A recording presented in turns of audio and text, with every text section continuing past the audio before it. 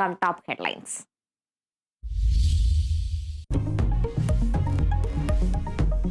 കോഴിക്കോട് പുതിയ bus stand തീപിടുത്തത്തിൽ അന്വേഷണം ഇന്നു മുതൽ. ജില്ലാ ഫയർ ഓഫീസർ ഇന്ന് പരിശോധന നടത്തും. പ്രാഥമിക റിപ്പോർട്ട് ജില്ലാ കളക്ടർക്ക് കൈമാറും. തീ പൂർണ്ണമായും അണച്ചത് മണിക്കൂറുകൾ നീണ്ട ശ്രമത്തിനൊടുവിൽ.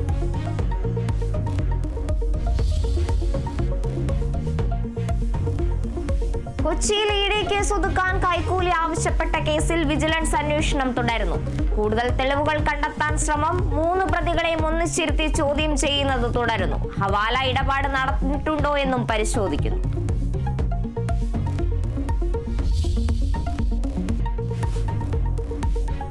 സംസ്ഥാനത്ത് അതിശക്തമായ മഴയ്ക്ക് സാധ്യത. കോഴിക്കോട്, വയനാട്, കാസർഗോഡ്, കണ്ണൂർ ജില്ലകളിൽ ഇന്ന് ഓറഞ്ച് അലർട്ട്.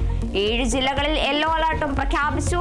വടക്കൻ കേരളത്തിൽ നാളെയും അതിശക്തമായ മഴയ്ക്ക് സാധ്യതയെന്ന് കാലാവസ്ഥാ വകുപ്പ്.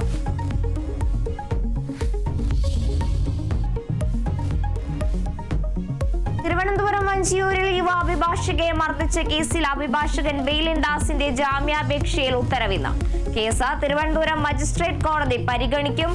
ജാമ്യാപേക്ഷയെ എതിർത്ത പ്രോസിക്യൂഷൻ. ഗൗരവമുള്ള കുറ്റമെന്ന വാദം.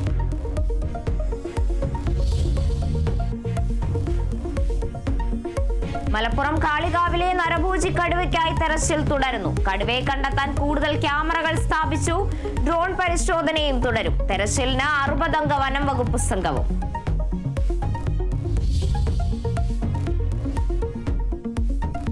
ഇന്ത്യ പാക് വെടിനിർത്തൽ ധാരണ അവസാനിച്ചെന്ന വാർത്ത തള്ളി സൈന്യം. വെടിനിർത്തലിന് അവസാന തീയതിയില്ല. പ്രതികരണം: വെടിനിർത്തൽ ധാരണ ഇന്നലെ അവസാനിച്ചെന്ന വാർത്തകളുടെ പശ്ചാത്തലത്തിൽ.